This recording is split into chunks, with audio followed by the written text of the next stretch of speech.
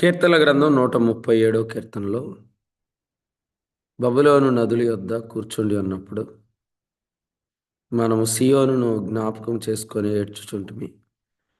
వాటి మధ్యనున్న నిరవంజి చెట్లకు మన సితారాలు తగిలించితిమి. అచ్చట మనలను చెరగొన్నవారు ఒక కీర్తన పాడుడి అనిరి. మనలను బాధించిన వారు సియోను కీర్తనలో ఒక దానిని మాకు వినిపించుడని మన వలన ఉల్లాసం కోరిరి. అన్యుల దేశంలో యెహోవా కీర్తనలు మనం ఎట్లు పాడుదుము. యెరూషలేమా, నేను నిన్ను మరిచిన ఎడల నా కుడి చేతను నేర్పు మరచునుగాక. నేను నిన్ను జ్ఞాపకము చేసుకొనని ఎడల నా ముఖ్య సంతోషం కంటే నేను యెరూషలేమును హెచ్చుగా ఎంచని ఎడల నా నాలుక నా అంగిటికి అంటుకొనుగాక. యెహోవా ఏదోము జనులు చేసినది జ్ఞాపకం చేసుకొను. యెరూషలేము పాడైన దినమును జ్ఞాపకం చేసి తెచ్చుకొను. దాని నాశనం చేయుడి, సమూల ధ్వంసము చేయుడి అని వారు చాటిరి కదా. పాయుడు చేయబడవు బబులోను కుమారి, నీవు మాకు చేసిన క్రియలను బట్టి నీకు ప్రతీకారం చేయవాడు ధన్యుడు. నీ పసిపిల్లలను పట్టుకొని వారిని బండకు వేసి కొట్టువాడు ధన్యుడు. దేవుని వాక్యాన్ని మనం చదువుకున్నాం. ఇక్కడ 5వ వచనంలో చెప్పాడు, యెరూషలేమా, నేను నిన్ను మరిచిన ఎడల నా కుడి చేయి తన నేర్పు మరచును గాక అన్నాడు. నేను నిన్ను జ్ఞాపకం చేసుకొనని ఎడల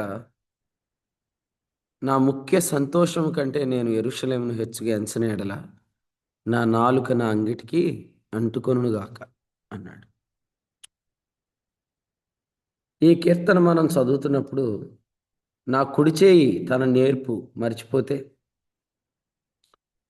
నా కుడి చేయి తన నేర్పు మర్చిపోతే, రెండవ వచనం చూడండి, సితారాను మనం వాయించలేం.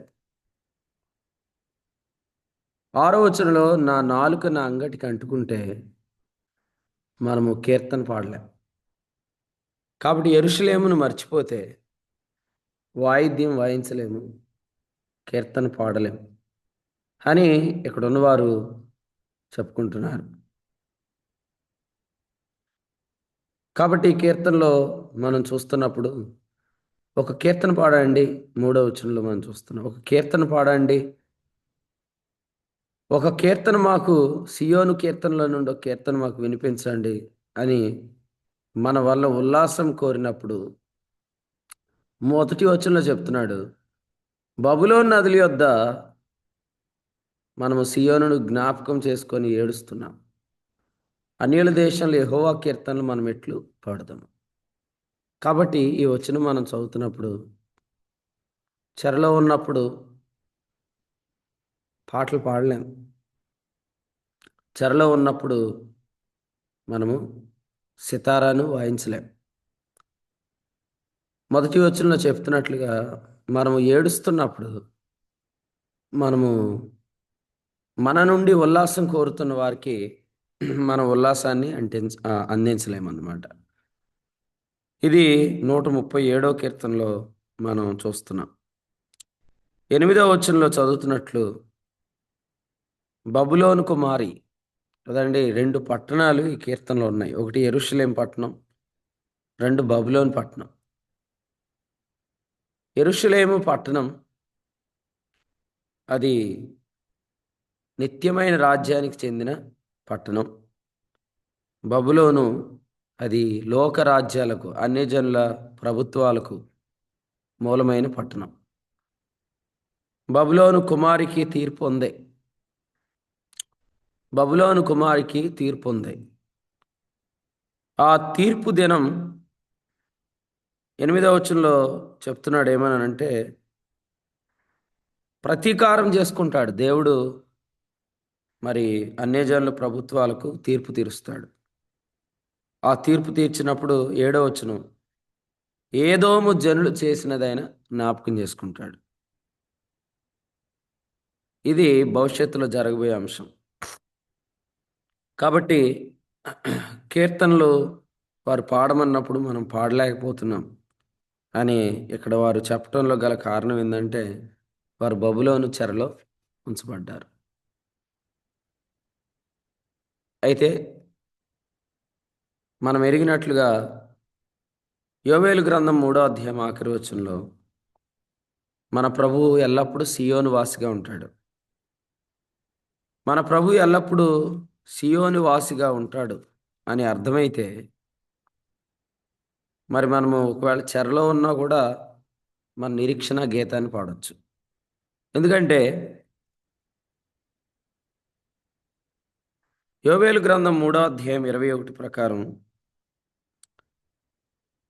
యెహోవా సియోనులో నివాసిగా ఉంటాడు అనేది భవిష్యత్తులో జరిగి తీరుతుంది. మనం కొన్ని దినాల క్రితం 132వ కీర్తనలోంచి విన్నట్లుగా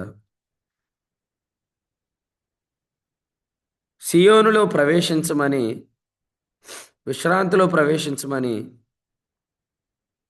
మరి దావీదు ప్రభువుని తొందర పెడుతున్నాడు. 13వ వచనంలో చూస్తున్నాం. యెహోవా సియోనును ఏర్పరచుకున్నాడు, తనకు నివాస స్థలముగా దానిని కోరుకొని ఉన్నాడు. కాబట్టి నువ్వు సియోనులోనికి రమ్మని దావీదు ఎందుకు చెప్తున్నాడు? ఎందుకంటే ఆయన సియోనులోనికి వస్తే దావీదుకు దేవుడు చేసిన ప్రమాణం, యెరూషలేమును గూర్చిన మరి కోరిక, లేకపోతే యెరూషలేమును కోరుకోవటంలో దేవుని ఉద్దేశం, దావీదు పట్ల ఆయనకున్న ప్రణాళిక, దావీదు సింహాసనం. ఒకవేళ ఆయన సియోనుకు దూరంగా ఉంటే దావీదుతో చేసిన నిబంధనకు ఆయన వేరుగా ఉన్నాడు అని అర్థం. అందుచేత దావీదు ఏం చెప్పాడంటే, నువ్వు సియోనులో ప్రవేశిస్తేనే నేను నా నివాసంలో ప్రవేశిస్తానన్నాడు. ఈ ఉదయకాలం మనం చదువుకున్న కీర్తనలో కూడా బబులోన్లో వారు ఉన్నారు, బబులోన్ నదుల యొద్ద వారు ఉన్నారు, చెరలో వారు ఉన్నారు. వారు అంటున్నది ఏంటంటే, అసలు మేము చెరలో యెహోవా కీర్తనలు ఎలా పాడగలం అని వారు అంటున్నారు. అన్యుల దేశంలో యెహోవా కీర్తనలు మనం ఎట్లు పాడదాము కదా? చెరలో ఉన్నప్పుడు, బంధించబడినప్పుడు మనం ఎలాగ పాడతాం. కానీ ఈ కీర్తన మనం చదువుతున్నాం, కానీ ఒక మాట ఉదయకాలం జ్ఞాపకం చేస్తాను. చెరలో ఉన్నా కూడా ఆయన నిత్యమైన నివాసి, సియోను వాసి అనేది వారు జ్ఞాపకం చేసుకుంటే వారు ప్రభువుని గురించి వారు పాడగలరు, ప్రభువుని గురించి వారు మాట్లాడగలరు. దైవ గ్రంథంలో ఒక మాట మనం చదువుకుందాం. యోహాను సువార్త 11వ అధ్యాయం చూడండి.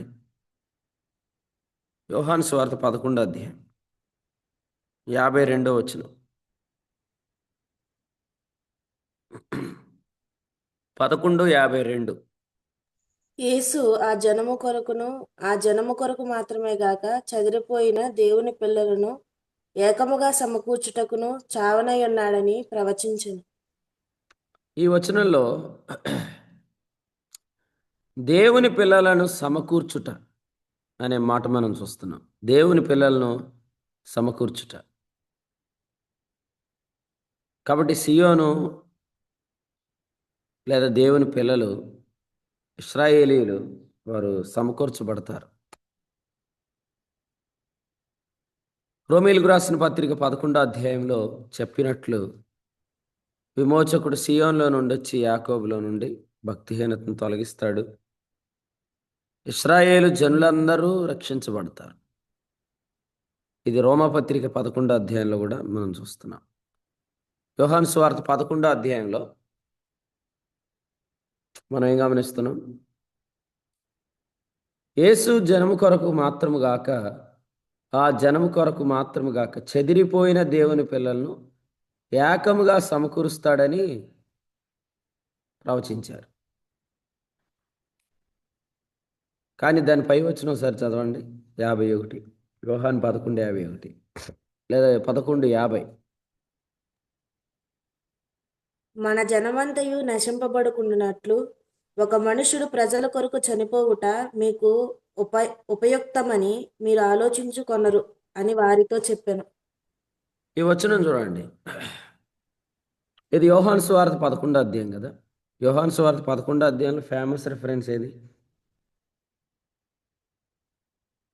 3:16. అన్నా చెప్పు, జాన్ చెప్పు మా. 3:16. 11 అధ్యాయంలో 11 అధ్యాయం అంటే 3:16 అంటున్నాను. 11 అధ్యాయంలో ఫేమస్ రెఫరెన్స్ ఏది పునరుద్ధానం జీవమును నేనే. పునరుద్ధానము కదా? చేయము. పునరుద్ధానము జీవము నేనే అనేది ఈ అధ్యాయంలో ఫేమస్ రెఫరెన్స్. కానీ ఈ అధ్యాయంలో ఇంకో మాట ఏముంది? ఉం? ఈ అధ్యాయంలో ఇంకో మాట ఏంటి? సమకూర్పు అండి. కాదు. చనిపోవుట యుక్తం. చనిపోవటం. అది ఈ అధ్యాయంలో పునరుద్ధానము జీవము నేనే అనే అధ్యాయంలో మరొక వచనం ఏంటంటే అసలు మరణం కూడా ప్రయోజనమే అనే వచనం రాశాడు. The same chapter which is highlighting both resurrection and death, అది మరణాన్ని కూడా హైలైట్ చేసింది. యోహాను సువార్త 11 అధ్యాయంలో పునరుద్ధానము జీవము నేనే అనే అధ్యాయంలో హైలైట్ చేయబడిన మరొక వచనం ఏంటి? ఒక మనుష్యుడు చనిపోవుట ప్రయోజనమని మీరు ఎందుకు ఆలోచించరు? ఈ వచనం ఏమన్నాడు? ప్రవచనం అని చెప్పాడు. ఈ వచనాన్ని ఏమన్నాడు? ప్రవచనం. యోహాను సువార్త చూడండి, మరొక వచనం చదువుదాం.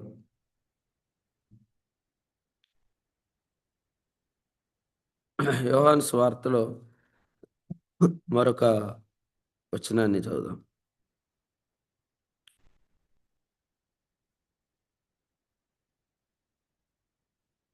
18:13 చదవండి.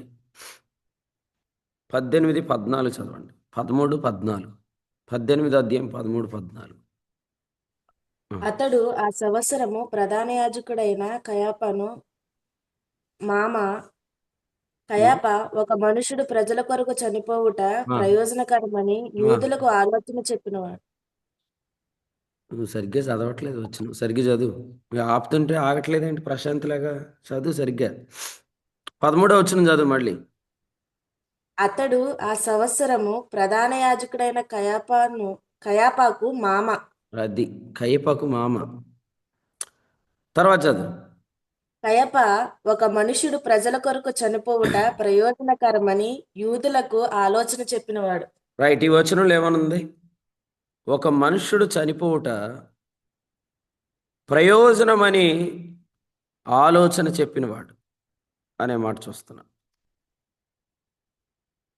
ప్రభు మళ్ళీ రాశాడు, ప్రభు మళ్ళీ రాయించాడు. అది ఒక ప్రవచనం మాత్రమే కాదు, అది ఒక ఆలోచన కదా.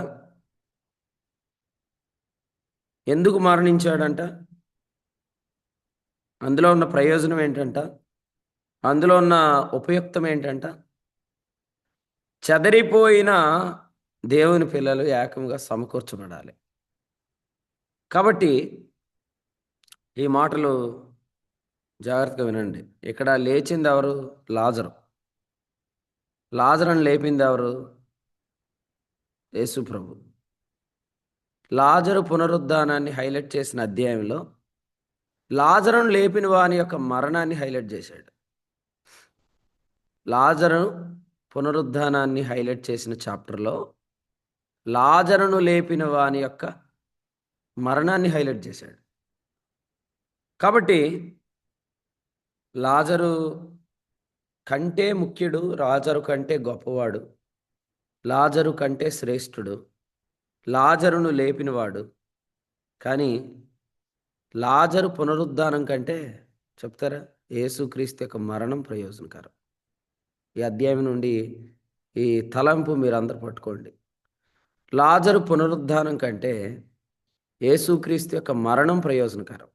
ఎందుకంటే లాజరు పునరుద్ధానం వల్ల ఏం జరిగింది? 12వ అధ్యాయం 12వ అధ్యాయంలో 12వ అధ్యాయంలో వచనం 11 చదవండి.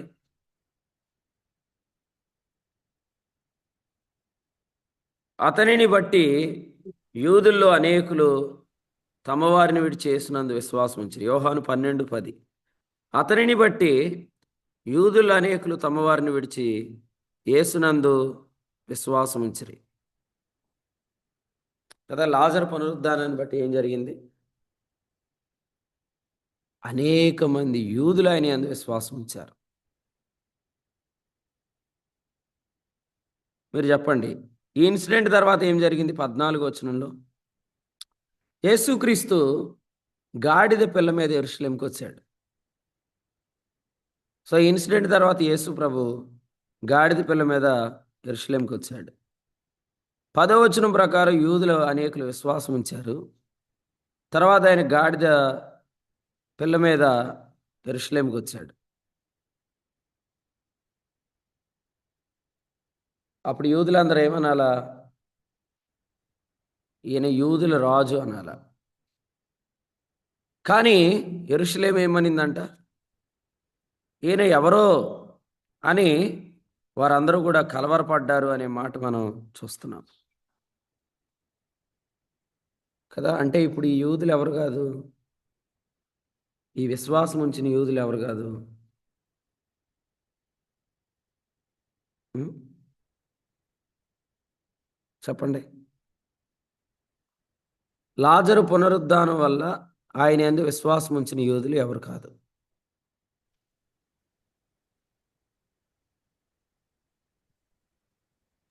శత్రుపని దేవుని పిల్లలు. ఆ?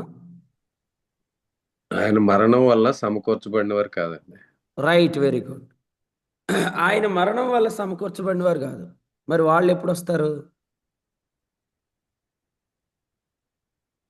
సంఘం కొనుక్కోబడిన తర్వాత అండి. అది దేవునికి స్తోత్రం. వాస్తవంగా ఇది చాలా ఫేమస్ ఇన్సిడెంట్. ఎందుకంటే జకరియా గ్రంథం 9:9 ప్రకారం యేసుక్రీస్తు ప్రభు మరి గాడిద పిల్ల మీద ఆసీనుడై యెరూషలేమును దర్శించిన సందర్భం. అది వాస్తవంగా ఇశ్రాయేలు మారుమనసు పొందాల్సిన సమయం. కానీ ఆ రోజు ఇశ్రాయేలు మారుమనసు పొందలేదు. కానీ అప్పుడు ఇశ్రాయేలీలు ఎలా ఉన్నారు? వారు కూడా లాజరు పునరుద్ధానాన్ని చూసి వారు కూడా యేసు ప్రభునందు విశ్వాసం ఉంచిన వారుగా కనబడుతున్నారు. కానీ అది యేసుక్రీస్తు మరణం వల్ల కలిగిన ప్రయోజనం అంత గొప్పదేమి కాదు. ఎందుకంటే యేసుక్రీస్తు యొక్క మరణం వల్ల భవిష్యత్తులో జరిగేది ఏంటంటే మత్తయి సువార్తలో ప్రభు చెప్పారు. చూద్దానండి. మత్తయి సువార్త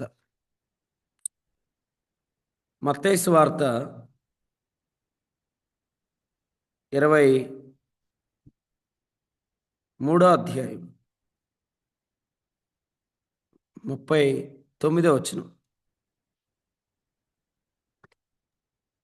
ఇది మొదలుకొని ప్రభు వెంట వచ్చువాడు స్తుతింపబడును గాకని మీరు చెప్పు వరకు నన్ను చూడరని మీతో చెప్పుచున్నాను. రైట్. ఆ రోజు కూడా ఏమన్నారు వాళ్ళు? ఆయన గాడిద పిల్ల మీద వచ్చిన రోజు కూడా ఏమన్నారు? యోహాను సువార్తలో 11వ అధ్యాయంలో 12వ అధ్యాయం. ఆ రోజు కూడా వాళ్ళు ఏమన్నారు? 13వ వచనంలో ప్రభు పేరట వచ్చుచున్న ఇశ్రాయేలు రాజు స్తుతించబడును గాక అన్నారు.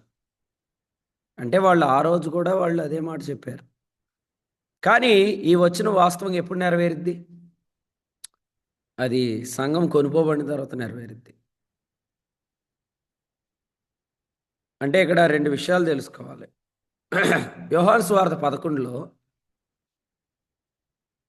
లాజరు పునరుద్ధానం వల్ల విశ్వసించిన యూదులు పాడిన పాటకు 2 యేసుక్రీస్తు మరణం వల్ల భవిష్యత్తులో సమకూర్చబడే ఇశ్రాయేలు పాడే పాటకు చాలా తేడా ఉంది. బట్ సేమ్ లిరిక్స్ కానీ పాడే వాళ్ళలో చాలా తేడా ఉంటుంది. ఒక వ్యక్తి ఒక పాట పాడతాడు, కానీ అదే పాటను ఇంకో వ్యక్తి పాడుతున్నాడు.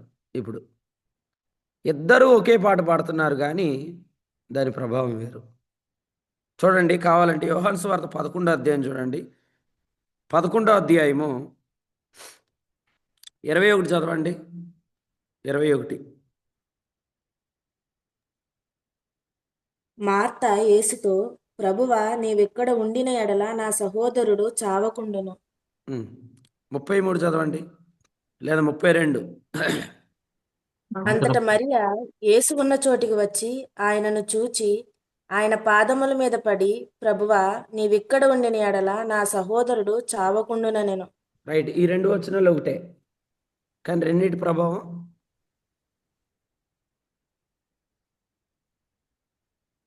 ఒకటేనా? కాదండి. కాదు. ఒక వచనం ఆయనను ఎక్కడుంచింది 30లో? యేసు ఇంకను మార్తను కలుసుకున్న చోటనే ఉండిపోయాడు. కానీ అదే మాట మరియ చెప్పినప్పుడు మనం కిందకు వచ్చి చూస్తున్నాం. ఏమనంటే, అతనిని ఎక్కడ ఉంచిరి అని ప్రభు అడిగి ఆయన సమాధి వద్దకు వచ్చాడు. ఒకే మాట ఇద్దరు మాట్లాడారు, కానీ ఒకరికి ఆయన రెస్పాన్స్ వేరుగా ఉంది, మరొకరికి ఆయన రెస్పాన్స్ వేరుగా ఉంది. ఒకే పాట ఇద్దరు పాడారు. లాజరు లేవటం వల్ల వచ్చిన పాట ప్రభావం లేదు, కానీ యేసు ప్రభు చనిపోవటం వల్ల భవిష్యత్తులో ఇదే పాట మళ్ళీ పాడతారు, అప్పుడు ప్రయోజనం ఉంటుంది. కాబట్టి ఇక్కడ మనం తెలుసుకోవాల్సిన విషయం ఏంటంటే, పునరుద్ధానము ఉన్న అధ్యాయంలోనే మరణం ప్రయోజనం అని రాశాడు. ఆ ప్రయోజనం ఏంటి? రెండు విషయాలు చెప్పాడు. ఒకటి, ఈ దొడ్డివి కాని గొర్రెలను సమకూరుస్తానన్నాడు. రెండు, చెదిరిపోయిన వారిని సమకూరుస్తానన్నాడు. యోహాను సువార్త 10వ అధ్యాయంలో వచనం 16లో చెప్పాడు, ఈ దొడ్డివి కాని వేరే గొర్రెలు నాకు కలవు, వాటిని నేను తీసుకొని వస్తానన్నాడు. రెండవదిగా మరి దేవుని పిల్లలను సమకూరుస్తాను అని చెప్పాడు. అందుకనే 18వ వచనంలో చెప్పాడు, ఎవడును నా ప్రాణము తీసుకొనడు, నా అంతట నేనే దాన్ని పెట్టుచున్నాను. ఈ ప్రయోజనం అర్థమైన వాళ్ళు ప్రయోజనాన్ని ధ్యానిస్తారు, ఈ ప్రయోజనాన్ని బట్టి పాడతారు, ఈ ప్రయోజనాన్ని బట్టి మాట్లాడతారు. ఈ వాక్యం మనం చదువుతున్నప్పుడు బబులోను శాశ్వతం కాదు, బబులోను నదులు శాశ్వతం కాదు, బబులోను చెర శాశ్వతం కాదు. కాబట్టి ఏడవటం మంచిది కాదు. మనం చేయాల్సిన పని ఏంటంటే, భవిష్యత్తులో ఆయన ఎలాగ మనల్ని సమకూరుస్తాడు, భవిష్యత్తులో ఆయన మనల్ని ఎలాగూ ఒక చోటికి తీసుకొని వస్తాడు అనేది వారు నిరీక్షించి పాడొచ్చు. వాళ్లే కాదు, మనం గమనిస్తే ఫిలిప్పీ పత్రికలో పౌలు ఎక్కడున్నాడు? చెరలోనే ఉన్నాడు కదా. కానీ ఆయన ఏం చేస్తున్నాడు? ఫిలిప్పీ పత్రికలో 3వ అధ్యాయంలో 3వ వచనం, ఆరాధిస్తున్నాడు కదా. 4వ అధ్యాయం 4వ వచనంలో ఏం చేస్తున్నాడు? ఆనందిస్తున్నాడు. చెరలో ఉండి ఆరాధించాలి, చెరలో ఉండి ఆనందించాలి. ఎందుకంటే చెర అనేది శాశ్వతం కాదు. కొరింథీయులకు రాసిన 2వ పత్రికలో 4వ అధ్యాయము 18లో ఏం చెప్పాడు? కొరింథీయులకు రాసిన 2వ పత్రిక 4:18, క్షణమాత్రముండు మా క్షణమాత్రముండు మా చులకని శ్రమ ఆ చులకని శ్రమ ఏం కలిగిస్తుందంట? మా కొరకు అంతకంతకు ఎక్కువగా నిత్యమైన మహిమ భారము దేవునికి కలుగుతున్నది. మా కొరకు అంతకంతకు ఎక్కువైన నిత్యమైన మహిమ భారం. సో భవిష్యత్తులో ఏం జరగబోతుంది, భవిష్యత్తులో దేవుడు ఏం చేయబోతున్నాడు, ఈ భారం మన మీద ఉంటే మనం ఆ భారానికి తగినట్టు మాట్లాడతాం. అక్కడ ఉన్నవారితో అంటాడు ఈ కైపాకు మామ, అసలు మీరు ఎందుకు ఆలోచించట్లేదు ఒక మనుషుడు చనిపోవటం కూడా ప్రయోజనం అని? 11వ అధ్యాయము ఈ మాట లేదు, కానీ 18వ అధ్యాయంలో ఏముంది? ప్రయోజనం, ఉపయుక్తం 50లో చెప్పాడు, మీరు ఆలోచించు కొనరు, ఎటువంటి థాట్ మీకు రాదు. అందుకని మీరేం చేశారు? మీ సితారాలు నిరవంజి చెట్లకు తగిలించారు కదా. మా నాన్నగారు ప్రభు దగ్గరికి వెళ్ళిపోయిన కొత్తలో ఒక ఆయన కనిపించాడు రోడ్డు మీద. నేను అన్నాను, ఆదివారం ఆరాధనకి రాలేదేంటంటే, నాకు తెలిసి మీ నాన్నగారు అంత మంచోడు లేడు, ఆయన్నే దేవుడు తీసుకుంటే నేను ఇంకెందుకు రావాలన్నాడు. ఆదివారం ఆరాధన ఎగ్గొట్టేత్తకి సాకులు ఇవన్నీ. నాకు తెలిసి మీ నాన్నగారు అంత మంచోడు లేడు, ఆయనే మానేసిన చనిపోయే ప్రభు తీసేసుకున్నాడు కదా, నేను ఎందుకు ఆరాధనకి రావాలి అన్నాడు.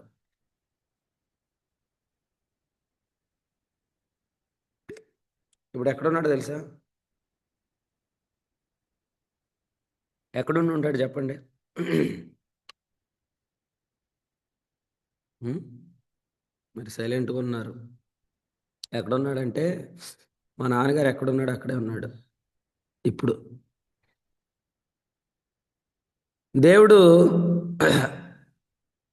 మన ఆలోచన మార్చాలని ఆశపడుతున్నాడు. మనం ఏమనుకుంటామంటే లాజరు పునరుద్ధానాన్నే నిరీక్షిస్తున్నాం, కానీ అధ్యాయంలో ఇంకొక ఆలోచన ప్రభు మనల్ని నడిపిస్తున్నాడు. అదేంటంటే, మీ సితారాలు నిర్వహించి చెట్లకి ఎందుకు తగిలిచ్చారు? మీ నాలుక మీ అంగటికి ఎందుకు అంటుకుంది? మీరెందుకు పాటలు పాడట్లేదు? మీరెందుకు సితారా వాయించట్లేదు? ఆ? బబులోను నదుల దగ్గర కూర్చోండి మేము ఎందుకు పాడాలంటే మేము చెరలో ఉన్నాము కదా అంటున్నారు. నిజం చెప్పండి, తప్పు చేసింది ఎవరు? ఇశ్రాయేలు పాపమే కదా చెరలోనికి, యోధా పాపమే కదా చెరలోనికి తెచ్చింది. కానీ ఇప్పుడు బయటికి తెచ్చేది యోధా పుణ్యం కాదు, ఇశ్రాయేలు పుణ్యం కాదు. ఇప్పుడు బయటికి తెచ్చేది ఎవరంటే, ఇప్పుడు యేసుక్రీస్తు యొక్క పుణ్యకార్యం. యేసుక్రీస్తు యొక్క పుణ్యకార్యాన్ని బట్టి, యేసుక్రీస్తు మరణాన్ని బట్టి వారు ఖచ్చితంగా చెరలో నుంచి బయటకు వస్తారు. అలాగైతే నేను విలాప వాక్యాల్లో నుంచి వర్తమానం చెప్పినప్పుడు చెప్పాను, ఆయన దుఃఖాన్ని ఏం చేస్తాడు? నాట్యంగా మారుస్తాడు కదా. విలాప వాక్యాల్లో ఏముంది? 5వ అధ్యాయం 15వ వచనంలో దుఃఖము నాట్యంగా మారుస్తాడు, కానీ ఇక్కడ ఉంది నాట్యము దుఃఖముగా మార్చబడింది. ఎందుకంటే ఇది విలాప వాక్యముల గ్రంథం. ఇది విలాప వాక్యముల గ్రంథం. కానీ ఇప్పుడు ప్రభు చెప్పాడు హోషే గ్రంథంలో, నేను బాధలోయను శ్రమలోయను నేను నిరీక్షణ ద్వారంగా మారుస్తానని ఆయన హోషే గ్రంథంలో 2వ అధ్యాయము 15వ వచనంలో చెప్పాడు. సో మనము చెరలో ఉన్నప్పుడు కూడా పాటలు పాడాలి, చెరలో ఉన్నప్పుడు కూడా మనం ఆరాధన చేయాలి. ఎందుకు చేయాలంటే, మన అన్నం తినటం మానేయటం, మనం ప్రార్థనకి వెళ్ళటం మానేయటం, మనం పాటలు పాడటం మానేయటం, ఇదివరకు ముందు వరుసలో కూర్చొని ఇప్పుడు వెనకాల కూర్చోవటం, ఇదంతా మనం ఏం చేస్తున్నామంటే మనం ఏదో దీక్ష చేస్తున్నాం. మనం దీక్ష చేయటం వల్ల ఏమొచ్చిద్ది? ఏమి రాదు. ఆయన మరణం మరలా సమకూర్చిద్ది అందరినీ. ఆయన మరణం ద్వారా ఒక గొప్ప సమకూర్పు జరగబోతుంది. ఈ ప్రవచనాన్ని, ఈ ఆలోచనను నమ్మిన వారు చెట్లకున్న సితారాలు తీయండి, అంగటికి అంటుకున్న నాలుకను మీరు పాటకు పాడటానికి ఇప్పుడు ఉపయోగించాలి. 45వ కీర్తనలో ఏం చెప్పాడు చూడండి. కీర్తన గ్రంథం 45వ కీర్తన మొదటి వచనం. కీర్తన గ్రంథం 45:1. ఒక దివ్యమైన సంగతితో నా హృదయము బహుగా ఉప్పొంగుచున్నది. నేను రాజును గూర్చి రచించిన దానిని పలికెదను. నా నాలుక త్వరగా వ్రాయుమని కలము వలెనున్నది. అమ్మా, నా నాలుక త్వరగా వ్రాయువాని కలము వలె ఉన్నది. లైట్ వెనకాల పెట్టుకుని ముందు కూర్చున్నావు నువ్వు. నా నాలుక త్వరగా వ్రాయువాని కలము అని చెప్పాడు. నా నాలుక త్వరగా వ్రాయువాని కలము. మరి కళాన్ని ఎక్కడ తగిలించొద్దు? అంగటికి అందించొద్దు. సితారాన్ని ఎక్కడ తగిలించొద్దు? నిరవంజి చెట్లకు తగిలించొద్దు. తీయండి ఒకసారి ఆ ఇన్స్ట్రుమెంట్ తీయండి, ఇప్పుడు పాట పాడండి. చెరలో ఉండి కూడా నిరీక్షణ గలవారు, బంధించబడి ఉండి కూడా విడుదలను పాడవలసిన వారు. ఎందుకంటే అసలు చనిపోవటం వల్ల వచ్చిన ప్రయోజనం ఒకటి ఉంది. ఆ ప్రయోజనం మనం ధ్యానించాలి. పౌలు ఏమన్నాడు ఫిలిప్పీ పత్రికలో? బ్రతుకుట బ్రతుకుడు క్రీస్తే క్రీస్తే, చావైతే లాభం. అన్నాడు లేదా? ఫిలిప్పీ పత్రిక 1వ అధ్యాయంలో ఏమన్నాడు? బ్రతుకుట క్రీస్తే, చావైతే లాభము అని చెప్పాడు. 21. చావెలా లాభమైద్ది? యెహోవా భక్తుల మరణం ఆయన దృష్టికి విలువైంది అన్నాడు కదా. విలువ ఎలాగైద్ది? ఎందుకంటే ఆ విత్తనం చచ్చితేనే కదా బ్రతికించబడేది. ఏం బ్రతికిది? ఇప్పుడు ఏ పంట వస్తుంది? విత్తనాలు చేతిలో పట్టుకొని ఉంటే ఎట్లా? అతడు చనిపోవటం వల్ల కలిగే ప్రయోజనాన్ని ఇప్పుడు మనం చూస్తాం. అతడు చనిపోవటం వల్ల కలిగే ఉపయుక్తాన్ని మనం చూస్తాం. ఇది మీరెందుకు ఆలోచించట్లేదు? ఈ ఉదయం మనకు ప్రశ్న.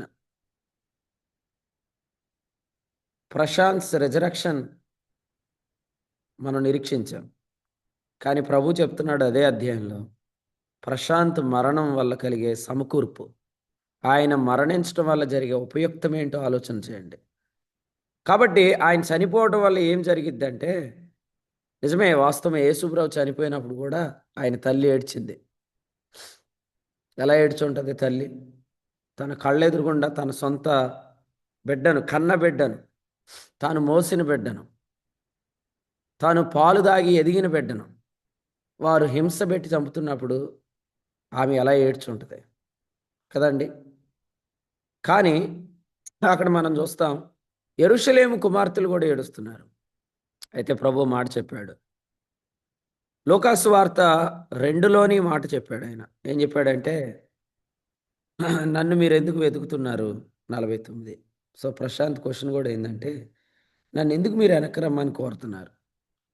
నన్ను ఎందుకు మీరు వెతుకుతున్నారు? 49. నేను నా తండ్రి పనుల మీద ఉండవలనని మీరు ఎరుగురా అన్నాడు. సో అంటే అర్థమైందంటే, మీరు నన్ను ఎందుకు ఏడ్చి నన్ను వెనక్కి రమ్మంటున్నారు? అపోస్తుల కార్యాల గ్రంథంలో పౌలు చెప్పిన మాట. అపోస్తుల కార్యాల గ్రంథం 21వ అధ్యాయంలో 13, 21:13 అపోస్తుల కార్యాలు. పౌలు, ఇదెందుకు? మీరు ఏడ్చి నా గుండె బద్దలు చేసేదరేమి? చనిపోవడానికి సిద్ధంగా ఉన్నాను అన్నాడు. నా తండ్రి పని మీద నేను ఉండాలని మీకు తెలీదా? నన్ను ఎందుకు వెతుకుతున్నారు కదండి. నా మరణం వల్ల కలిగే ఉపయుక్తాన్ని మీరు ఆలోచన చేయండి. ప్రభు యొక్క మరణం వల్ల జరిగిన ఉపయుక్తం చూసారా? నేను చెప్పే కదా, రాత్రి చెప్పే, నేను మళ్ళీ చెప్తున్నా. లాజరు లేచినందున విశ్వసించిన యూదులు వాళ్ళు మళ్ళీ చెదిరిపోయారు. కానీ యేసు ప్రభు మరణం వల్ల సమకూర్చబడే యూదులు వారు ఎప్పటికీ చెదిరిపోరు. కాబట్టి ఎస్, ఒక మేలు జరగాలి, అది జరిగించాడు. అది లాజరు పునరుద్ధానం. కానీ అసలు లాజరును లేపినోడి చచ్చిపోవటం అనేది ఎలా ఉంది చూడండి. కొందరు అనుకుంటారు అనారోగ్యాల నుండి విడుదలకై ప్రార్థించిన సేవకుడు, ఆపదల నుండి తప్పించుకోవాలని ప్రార్థించిన సేవకుడు, అనేక మంది జీవితాల కొరకు ప్రార్థించిన సేవకుడు ఇలాగెందుకు చనిపోయాడు కదా. మరి అలాగైతే లాజరును లేపిన యేసు క్రీస్తే చనిపోయినప్పుడు ప్రజలందరూ ఏమైపోతారు? వారి భిన్నమైన ఆలోచనలో పోతారు. కానీ ప్రభు అన్నాడు, అసలు మీరు ఇంకొక ఆలోచనలోకి ఎందుకు రావట్లేదు కదా? ఆ ప్రవచనం నెరవేరిందా? చెప్పండి, ప్రవచనం మొత్తం నెరవేరిందా? ఇప్పుడు యేసు ప్రభు చనిపోవటం వల్ల కలిగే ప్రయోజనం పూర్తిగా నెరవేరిందా? నెరవేరలేదు. ఇంకా ఇశ్రాయేల్ సమకూర్పు జరగలేదు కదండి. కానీ కలవరపడాల్సిన అవసరం ఉందా? డౌట్ పడాల్సిన అవసరం ఉందా? ఆయన మరణం ద్వారా సంఘము కట్టబడింది, మత్తయి 16:18. అదేవిధంగా యెరూషలేములోని మందిరం కూడా కట్టబడుతుంది. ఈ దొడ్డివి కానీ వేరే గొర్రెలను సమకూర్చాడు, ఈ దొడ్డి గొర్రెలు కూడా సమకూరుస్తాడు. కాబట్టి మనం ఎప్పుడు కూడా మరణాన్ని సమాప్తం అని అనుకోకూడదు. సమాధి అనేది సమాప్తం కాదు, విశ్వాసికి సమాధి సమాప్తం కాదు, సమాధి ఆరంభం కూడా కావచ్చు. స్టెఫను మరణం తర్వాత ఏం జరిగింది? అపోస్తుల కార్యాల గ్రంథంలో 8వ అధ్యాయంలో చెదిరిపోయిన వారు అనే మాట అక్కడ టైటిల్గా పెట్టాడు. 8వ అధ్యాయంలో ఉంది చెదరిపోయిన వారు, మొదటి వచనం చెదరిపోయిన వారు. కానీ ఆ చెదరిపోయిన వారు ఏం చేశారు? సంఘంగా సమకూర్చారు, లేదా సంఘంగా వాళ్ళు సమకూడారు. 14వ అధ్యాయము అపోస్తుల కార్యముల గ్రంథం 27వ వచనం, 14:27 వారు వచ్చి సంఘమును సమకూర్చి, సంఘముగా సమకూడాలి. స్టెఫను మరణం తర్వాత ఒక సమకూర్పు ఉందే, మీరు ఎందుకు ఆలోచించుకున్నారు? కాబట్టి మనం అన్నం తినడం మానేయటం అనేది స్వనీతి అయిపోద్ది. నేను మంచినీళ్ళు ముట్టను అనేది స్వనీతి అయిపోయింది.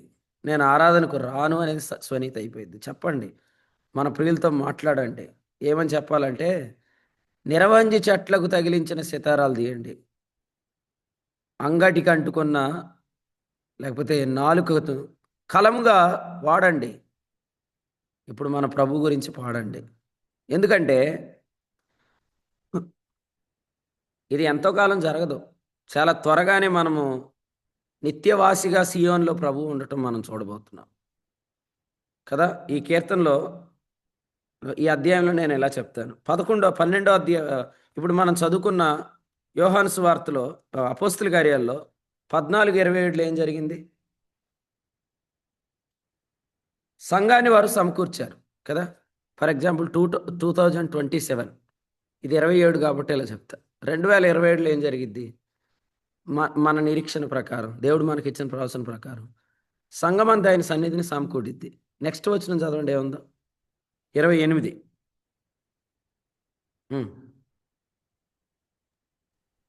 పిమ్మట వారు శిష్యుల యొద్ద బహుకాలం గడపబోతున్నాం మనం. ఒకసారి యేసుప్రభు 27లో వస్తే 28వ వచనంలో ఏముంటుంది? ఇక మనం ప్రశాంత్తో బహుకాలం గడుపుతాం. అప్పుడు ఎవరైనా వేరు చేస్తారు మనల్ని? లేదు కదా. కాబట్టి సమకూర్పు కొరకే ఈ ఎడబాటు, కానీ తర్వాత మనం ఎల్లప్పుడూ అక్కడే ఉంటాం. తెస్సలోనిక మొదటి పత్రిక 4వ అధ్యాయం ఆఖరి వచనంలో ఏమన్నాడు? మనం సదాకాలము ప్రభుతో ఉంటాం. ఈ మాటల చేత మీరు ఒకరినొకడు ఆదరించుకోండి. నిరీక్షణ లేని ఇతరుల వల్ల మీరు దుఃఖపడొద్దని చెప్పాడు. మనకు నిరీక్షణ లేదా? ఒక మనుషుడు చనిపోవటం వల్ల కలిగే ప్రయోజనం మనం చూడలేదా?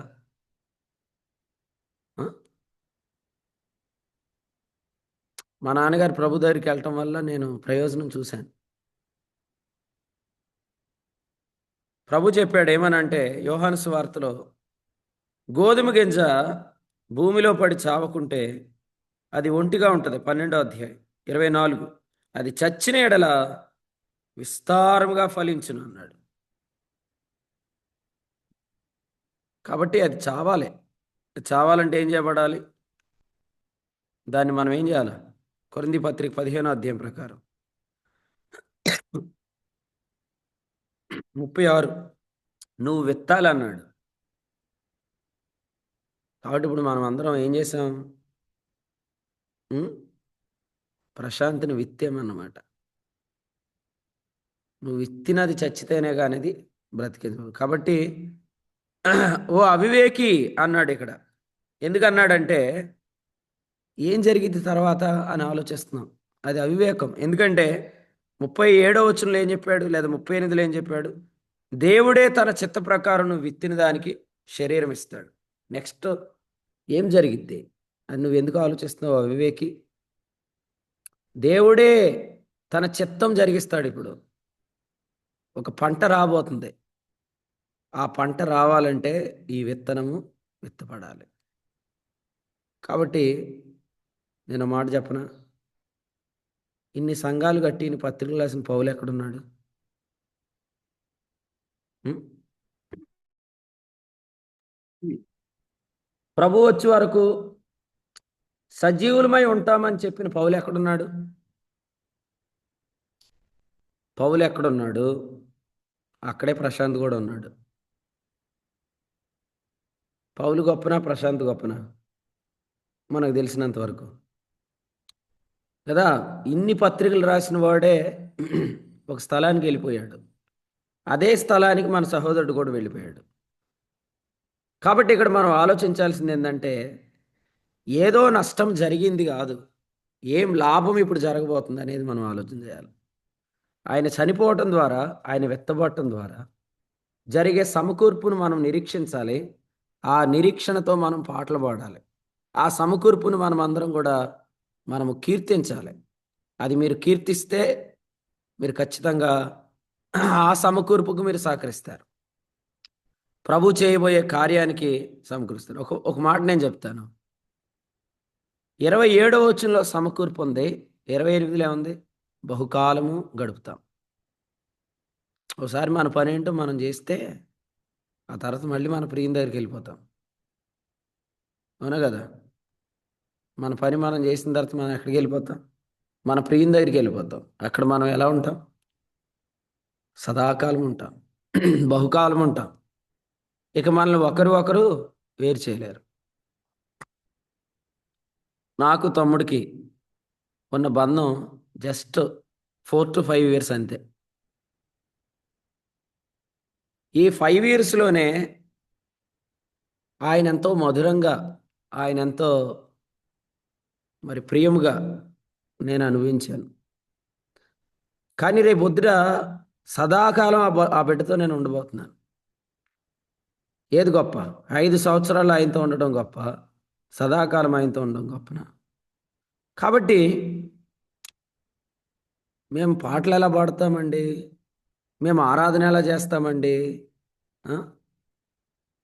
మాలో ఇంకా ఉల్లాసం ఎలా వస్తుందండి?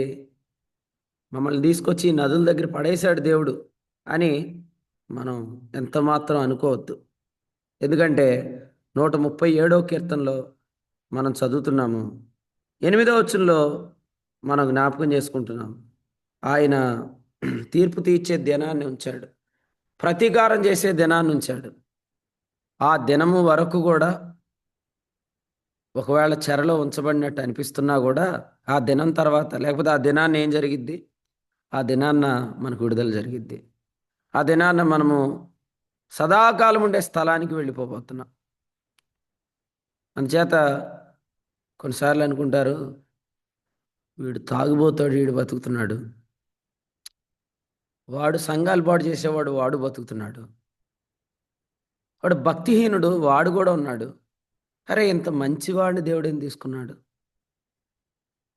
మందు తాగేవాడిని వదిలేశాడు, సంఘాలను పాడు చేసేవాడిని వదిలేశాడు, లేకపోతే ఈ భక్తిహీనుని వదిలేశాడు. ఈ వ్యక్తిని ఎందుకు తీసుకున్నాడు? అందుకనే మనతో మాట్లాడుతున్నాడు. ఏమంటే, ఒక మనుషుడు చనిపోవటం ఉపయుక్తానికి కారణమవుతుందని మీరు ఎందుకు ఆలోచించుకోవట్లేదు అన్నాడు. మీరు చెప్పండి, యేసుప్రభు దినాల్లో యేసుప్రభు చనిపోయినప్పుడు ఏ వయసులో చనిపోయాడు? ఆయన చనిపోతున్నప్పుడు అందరూ ఏమనుకుని ఉంటారు కదా? యోహాను సువార్త 12:34. యోహాను సువార్త 12:34 కదా? కరెక్ట్గా ఆపరేషన్ థియేటర్కి తీసుకెళ్ళిన టైం ఇదే. నేను మీకు చెప్పాను 2 రోజుల క్రితం జూమ్లో 12:34 చెప్పే కదా, 12:34. ఒకసారి అక్కడ ఏమని చదవండి, 12:34 వచ్చిన. జనసమూహము క్రీస్తు ఎల్లప్పుడూ ఉండునని ధర్మశాస్త్రము చెప్పుట వింటిమి. మనుష్య కుమారుడు పైకెత్తబడవలెనని నీవు చెప్పుచున్న సంగతి ఏమిటి?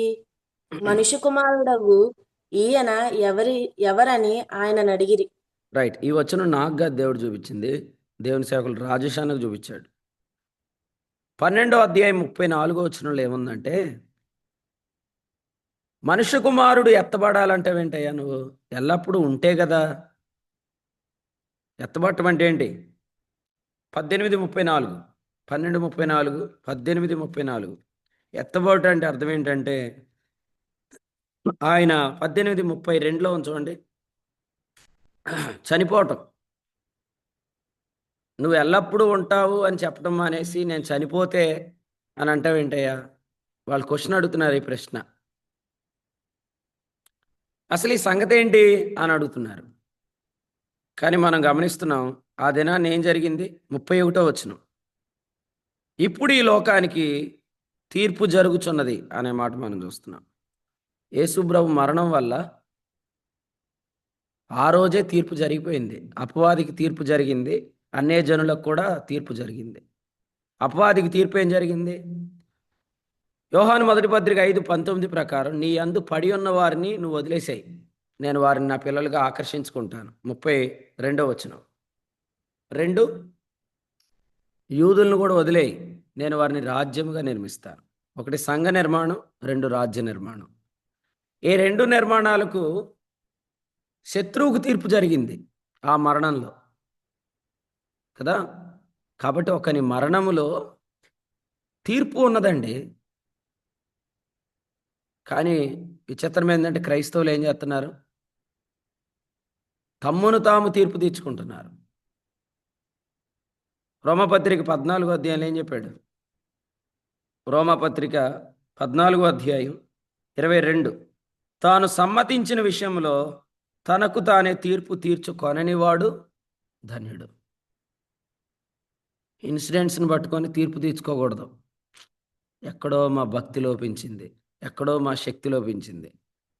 ఎవరి మరణాలకు మనం దీన్ని వేదిక చేసుకోకూడదంటే భక్తుల మరణాన్ని మనం వేదిక చేసుకోకూడదు. ఒక భక్తుడు మరణించాడు, ఆ భక్తుడు మరణించినప్పుడు మనం అక్కడ ఏం తలంచకూడదు? నా భక్తి లోపమేమో, నా శక్తి లోపమేమో, అతని భక్తి లోపమేమో, అతని శక్తి లోపమేమో అని మనం తీర్పు తీర్చకూడదు. ఒక భక్తుడు మరణించినప్పుడు అక్కడ తీర్పు జరిగింది ఎవరికి? శత్రువుకు తీర్పు జరిగింది.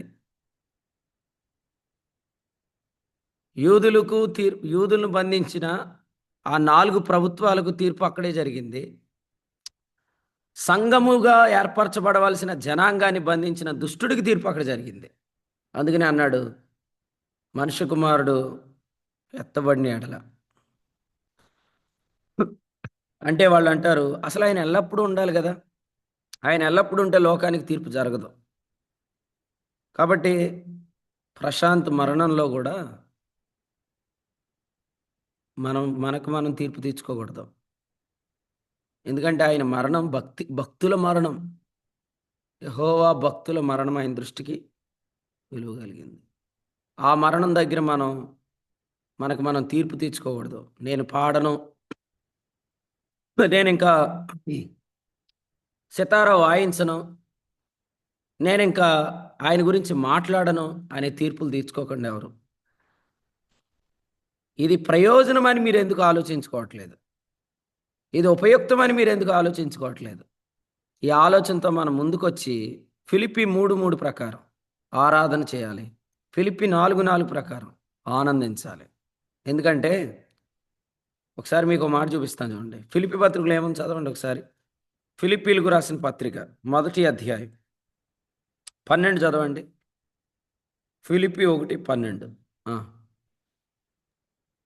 సహోదరులారా, నాకు సంభవించినవి సువార్త మరీ ఎక్కువగా ప్రబలమగుటకే సమకూడెనని మీరు తెలుసుకొని కోరుచున్నాను. ఇది ఎవరు చెప్తున్నారు చెప్పండి ఇప్పుడు?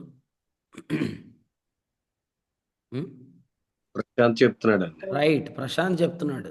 ప్రశాంత్ ఏం చెప్తున్నాడంటే, సహోదరులారా కదా, పౌలు అంటాడు, మీరెందుకు ఇదెందుకు మీరు ఏడ్చి నా గుండెలు బద్దలు చేస్తారేంటి? ప్రభు చెప్తున్నాడు, మీరెందుకు నన్ను వెతుకుతున్నారు? నా తండ్రి పని మీద నేను ఉండాలని మీకు తెలియదా? 12లో అంటున్నాడు, సహోదరులారా, నాకు సంభవించినవి మరి ఎక్కువగా ప్రబలమగుటకే కదా. ఇంకా మీరు సమాధి వద్ద ఉంటే ఎలాగో మీరు యెరూషలేముకి వెళ్ళండి, మేడగదిలో కూర్చోండి, పైనుండి శక్తి పొందండి, సాక్ష్యం ఇవ్వండి, మౌనంగా ఉండొద్దు, పాటలు పాడండి, సితారాలు తీయండి, వాయించండి. ఈ చెర శాశ్వతం కాదు, ఈ బంధకాలు శాశ్వతం కాదు. ఒకరోజు సమకూర్పు ఉంది. ఆ దినాన్న మనం సదాకాలం ప్రభు దగ్గర ఉంటాం. బహుకాలం మనం గడపబోతున్నాం. ఈ నిరీక్షణ గలవారు ధన్యులు. స్టెఫన్ మరణం తర్వాత సంఘం ఏమైంది? అపోస్తుల కార్యముల గ్రంథం 9:31. అపోస్తుల కార్యాల గ్రంథం 9:31 చదవండి. 9:31. కావున యోదయ గలలయ సమరయ దేశములందంతటా సంఘము క్షేమాభివృద్ధి నొందుచు సమాధానము కలిగి ఉండెను. మరియు ప్రభువునందు భయమును పరిశుద్ధాత్మ ఆదరణయు కలిగి నడుచుకొనుచు విస్తరించుచుండెను.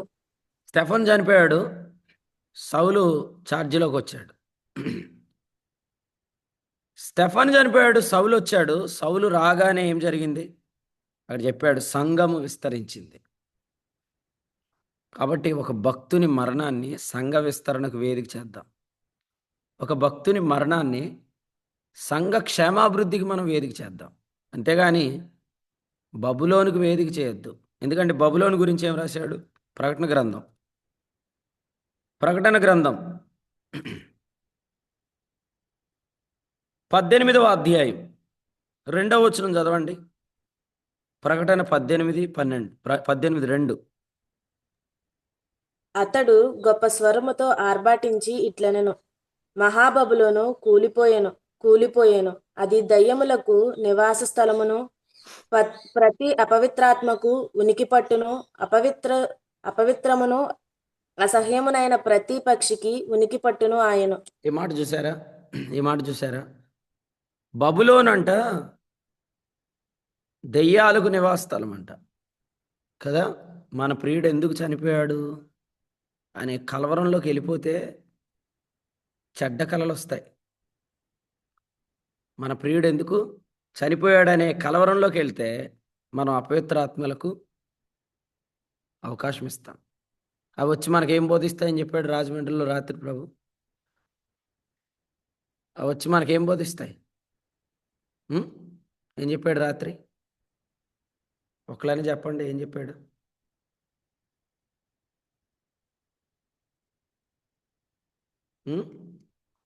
గుర్తులేదు, మర్చిపోయారా? రాత్రే చెప్పే కదా. మైక్ ఆన్ చేసుకొని చెప్పండి. ఏం బోధిస్తాయి? అబద్ధాలు బోధిస్తాయి. హబక్కు గ్రంథం 2వ అధ్యాయంలో ఏమన్నాడు? పోత విగ్రహములు యందు నమ్మిక ఉంచడం వల్ల ఈ ప్రయోజనం ఏంటి? అబద్ధములు బోధిస్తాయి, అబద్ధాలు బోధిస్తాయి, మాయా దర్శనాలు కూడా చూపిస్తాయి. నేను అందుకే రాత్రి చెప్పాను, మళ్ళీ చెప్తున్నాను, ఒక భక్తుని మరణాన్ని మాయా దర్శనాలకు వేదిక చేయొద్దు. ఒక భక్తుని మరణాన్ని అపవిత్రాత్మలకు స్థానం చేయొద్దు. అందుకనే మనం ఏం చేయాలంటే ఆ సమాధి వద్ద నుండి తిరిగి యెరూషలేముకు రావాలి. పైనుండి శక్తి పొందాలి. ఈ ఆత్మీయాత్మ, ఇది పరిశుద్ధాత్మ, ఇది వరము. ఈ వరంతో మనము నింపబడాలి. యేసుప్రభు చనిపోయిన తర్వాత వచ్చిన ప్రయోజనం ఏంటి? పరిశుద్ధాత్మ వరం కాదా? కానీ దురాత్మ వస్తే ఏం చేస్తాం? ఏదేదో పిచ్చి పిచ్చిగా మాట్లాడతాం, ఏదేదో పిచ్చి పిచ్చిగా కేకలేస్తాం, ఏదో పిచ్చి పిచ్చిగా మాట్లాడేస్తాం. కానీ పరిశుద్ధాత్మతో నిండిన వారు వాక్శక్తితో మాట్లాడారు, అపోస్తలులు 2:4. కాబట్టి మనం అందరం ఇప్పుడు ప్రవక్తలుగా మారాలి, ప్రవచించడం ప్రారంభించాలి. ఇది ఎందుకు జరిగింది? అప్పుడు చెప్తున్నాడు, ఒక మనుషుడు చనిపోవటం ఉపయుక్తమని మీరు ఎందుకు ఆలోచించుకుంటారు? వాడు ఏమంటాడంటే యోహాను సువార్తలో, ఆ మాట కూడా చదువుతాను, 11వ అధ్యాయంలో, లేదు 11వ అధ్యాయంలో ఏముంది అక్కడ? 11వ అధ్యాయంలో వచ్చిన 51.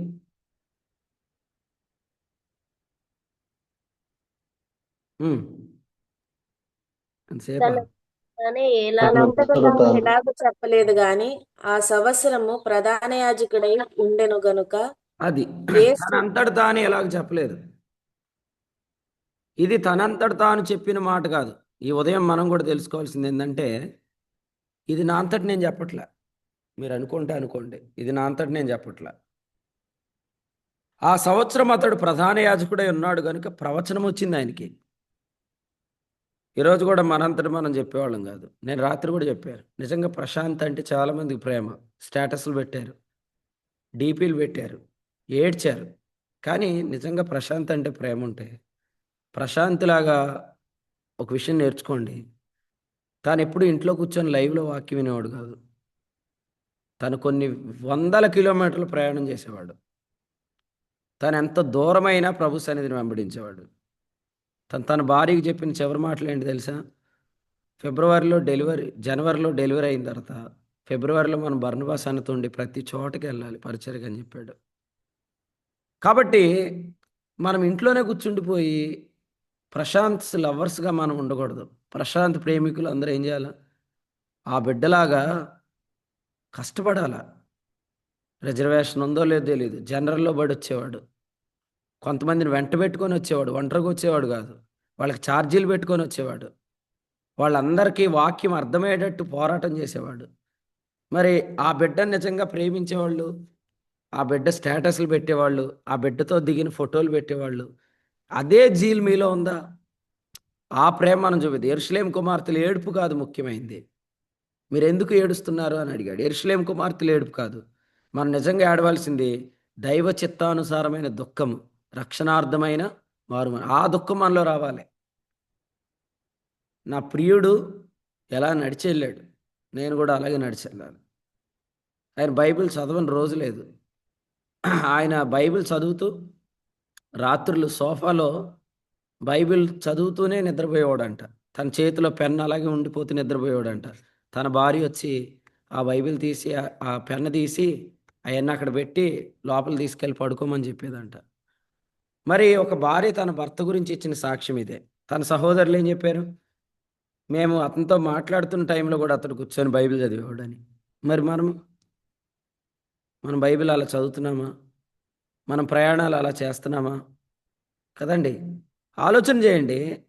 మనమందరం ఏమంటున్నామంటే ఇక నుంచి నేను బైబిల్ ముట్టను, ఇక నుంచి నేను ప్రార్థన చేయను, ఇక నుంచి నేను ఆరాధనలో ఉండను. కొంతమంది ముందు లైన్లో నేను కూర్చొని వెనకాలే కూర్చుంటాను ఇంకా. ఎందుకు బ్రదర్? ఏమైంది బ్రదర్? ఏమైంది సిస్టర్?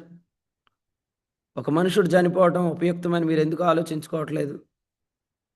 కాబట్టి ప్రభు చెప్తున్నాడు ఇక్కడ 11వ అధ్యాయంలో ఆ ఫేమస్ రెఫరెన్స్ ఏంటంటే పునరుద్ధానం జీవం నేనే. ఆ వచనాన్ని నెరవేర్చిన వాడే చనిపోవట ప్రయోజనమని మీరెందుకు ఆలోచించుకున్నారు? అతడు తనంతట తానే ఇలాగ చెప్పలేదు. కాబట్టి ఈ కీర్తనలో బబులోనుకి ఎవరు అవకాశం ఇవ్వద్దు. దయచేసి మీ అందరికి నేను ప్రేమతో చెప్తుంది ఏంటంటే మాయా దర్శనాలు కనేవాడికి అవకాశం ఇవ్వదు. యెషయా గ్రంథంలో 30వ అధ్యాయంలో మనం చూస్తున్నాం. మాయా దర్శనం అనే పదం ఇక్కడ రాయబడింది. మాయా దర్శనము 10వ వచనం. వద్దండి, మాయా దర్శనాలు కనద్దు కదండి. అపవిత్రమైన కళలు రానియద్దు అన్న. నాకు ప్రశాంత్ ఏడ్చినట్టు కళ వచ్చిందన్న, రానియద్దు. అది బబులోనుకు లేదా అది దెయ్యాలకు నివాస స్థలం. సమూయేలు లాంటి భక్తుడు చచ్చిపోతే బుద్ధి లేనోడు ఏం చేశాడు? కర్ణపిశాచము గల స్త్రీని కనుగొని ఆ సమయాలను పిలిపిస్తున్నాడు. మనం కూడా ఏడ్చి ఎక్కడికి వెళ్ళిపోతామో దయచేసి ఏడవకండి. నిరీక్షణ లేని వారి వల్ల ఏడవకండి. మనం ఏడిస్తే అరే ఎందుకు ఇది జరిగింది అని మనం కర్ణపిశాచము గల స్త్రీ దగ్గరికి వెళ్ళిపోతాం. అప్పుడు ఒక భక్తుడైన సమూయేలును ఈ స్త్రీ ఏం చేస్తుంది? తీసుకొని వస్తుంది. ఇప్పుడు వచ్చింది పునరుద్ధానమా, అపవిత్రాత్మనా? మనం పునరుద్ధానం కొరకు ఎదురు చూద్దాం. అపవిత్రాత్మలకు ఉనికి పట్టుగా చేయొద్దు. బబులోను కాదు, యెరూషలేము గొప్పది. బబులోను ఎంతో కాలం పరిపాలించదు, యెరూషలేము నిత్య పరిపాలన. అసలే ఇప్పుడు ప్రపంచంలో నడిచేదంతా దేంతో నడుస్తుంది? చాలా వరకు ఈ దెయ్యాల బోధతోటే నడుస్తుంది. ఆ అబద్ధాలు బోధించడం. చూడండి, ఒకరు చనిపోతారు, ఇక ఆ కుటుంబాన్ని దెయ్యం ఎలా వాడుకుంటాడంటే ఆ చనిపోయిన వాడి పక్షంగా వాడు రావటం, వీళ్ళు రప్పించటం, వాడు ఏం చెప్పాడో వినటం, ఆ వినటం ద్వారా వీళ్ళు ఇంకా చెల్లించాల్సింది ఏదో ఉందని వీళ్ళు రుణస్తుల మాదిరి జీవితాంతం చెల్లిస్తారు. కానీ మన దేవుడు మనకు చెప్తున్నాడు, ఈ బిడ్డ చనిపోయినప్పుడు మనమందరం ఆరాధన చేయాలి, మనమందరం ఆత్మతో నింపబడాలి, మనమందరం కూడా సితారాలు వాయించాలి. అపవిత్రాత్మ ఎంత మాత్రం అవకాశం ఇవ్వద్దు. ఎందుకంటే వాక్యం ఏం చెప్పాడు? అపవాదికి ఏమన్నాడు? 4వ అధ్యాయం, చోటు చోటు ఇవ్వద్దు. మీకు కూడా ఈ ఉదయకాలం నేను చెప్తున్నాను, అపవాదికి మనం ఎంత మాత్రం కూడా చోటు ఇవ్వద్దు. వాడిని మనం ఎదిరించాలి, వాడికి అవకాశం ఇవ్వద్దు. పరిశుద్ధాత్మకు చోటు ఇవ్వండి. మీకే అర్థమైద్ది కొంతకాలం తర్వాత నా నిరీక్షణ ఎంత సఫలమైద్దో. గలతీ 5:5 ప్రకారం ఆత్మ ద్వారా ఎదురు చూస్తున్నా. వాస్తవంగా ఒక మాట చెప్తాను. ప్రశాంత్ ప్రభు దగ్గరికి వెళ్ళాక కడప మీటింగ్ ఆపేశాం. కడప మీటింగ్ ఎందుకు ఆపేసాం తెలుసా? మేము ఉదయానికి చేరుకునేటప్పటికి చాలా టైం అయిపోద్ది. ఎందుకంటే పోస్ట్ మార్టం చేసి బాడీని అప్పగించడానికి ఆ సాయంత్రం కుదరకపోవచ్చు. కానీ మన సహోదరులు తొందర పెట్టారు కాబట్టి ఆ రాత్రికి వచ్చేసింది అది. కానీ రేపు జరిగితే కడపలో మీటింగ్ ఎలా చేయగలం? అందుకనే కడప మీటింగ్ క్యాన్సిల్ చేశాం. కానీ తమ్ముడు ప్రభు దగ్గరికి వెళ్ళాడు కాబట్టి మీటింగ్స్ క్యాన్సిల్ చేయాలి అనే ఆలోచన లేదు అసలు. మనం అలా చేయకూడదు. ఎందుకు చేయకూడదు తెలుసా? మనం అలా చేస్తున్నామంటే మనం ఎంతో కొంత శోధనలోనికి వెళ్ళిపోతున్నామని అర్థం. మనం చేయాల్సిన పని ఏంటంటే ఇప్పుడు మనం ఆరాధించాలి. అన్న జనాలు ఏమనుకుంటారన్నా, నేను బైబిల్ పట్టుకొని ప్రార్థనకు వస్తే నేను ఆదివారం రాను, ఇంట్లో కూర్చో. జనాలు ఏమనుకుంటే మనకెందుకండి? ప్రజలు ఏమనుకుంటే మనకేంటి? వాళ్ళే చెప్తారు ఏమని, ఏదో తప్పు చేసి ఉంటాడు అందుకే దేవుడు తీసుకెళ్ళిపోయాడు అంటారు. మరి వాళ్ళకి విలువ ఇద్దామా? జనులు ఏం చెప్పుకుంటున్నారు కాదు, సీమోను బరియోన నీవు ధన్యుడవు, పరలోకమందున తండ్రి నీకు బయలుపరిచాడు, అది మాత్రమే చెప్పు. సో ప్రియులారా, మీకు చేతులెత్తి నేను వందనాలు చెప్తున్నాను. దీక్షలు చేయకండి, అపవిత్రాత్మలకు ఉనికి పట్టు తేకండి, బబులోనికి అవకాశం ఇద్దు. రేపొద్దు దానికి తీర్పు జరగబోతుంది.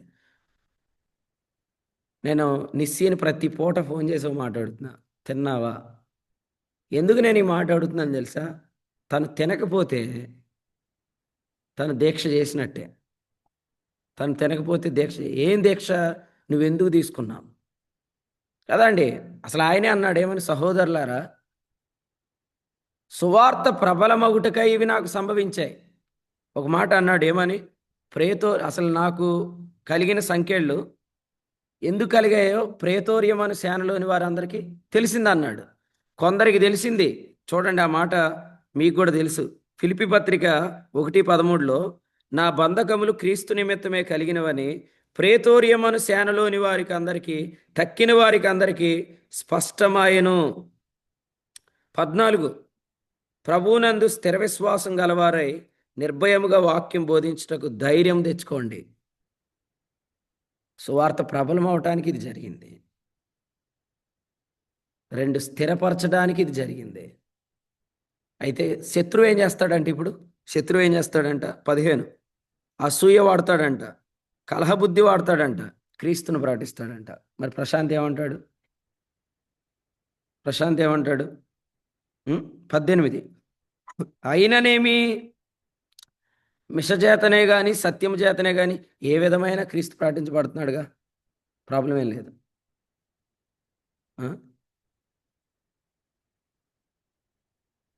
బలాఢ్యుడు పడిపోయాడు కదండి. సమూయేలు 2వ గ్రంథంలోంచి దేవదాస్ అంకుల్ నాతో చెప్తున్నాడు, మొదటి అధ్యాయంలో ఏముంది అక్కడ? దావీదు పాడిన పాట 27. అయ్యయ్యో బలాఢ్యులు పడిపోయిరి కదండి. ఒక బలాఢ్యుడు పడిపోయాడంటే ఓ భక్తిహీనుడికి ఎంత ఆనందం వచ్చేసిద్దో. ఎందుకు? ఇప్పటి నుంచి మనం ఏదైనా చేయటానికి దేవుడే ఇది చేశాడు అనుకుంటాడు ఆ భక్తిహీనుడు. అలాగైతే విను, నువ్వు చెప్పు ఆ భక్తిహీనుడికి ఏమనంటే, బలాఢ్యుడు పడిపోయాడు కానీ ప్రభు ప్రణాళిక పడిపోలే. ప్రభు ప్రణాళిక పడిపోదు, అది సమాధిలో లేదు. ప్రభు యొక్క నిర్ణయం సమాధిలో లేదు. నేను నిన్న ఉదయకాలం మీకు చెప్పాను, ఇది కృప వల్లే జరిగితే నెక్స్ట్ ఏం జరగాలో కూడా అది కృప వల్లే జరిగిద్ది. కాబట్టి నెక్స్ట్ జరిగేది మేలే, నెక్స్ట్ జరిగేది అద్భుతమే, నెక్స్ట్ జరిగేది మాధుర్యమే, నెక్స్ట్ జరిగేది వెలుగే.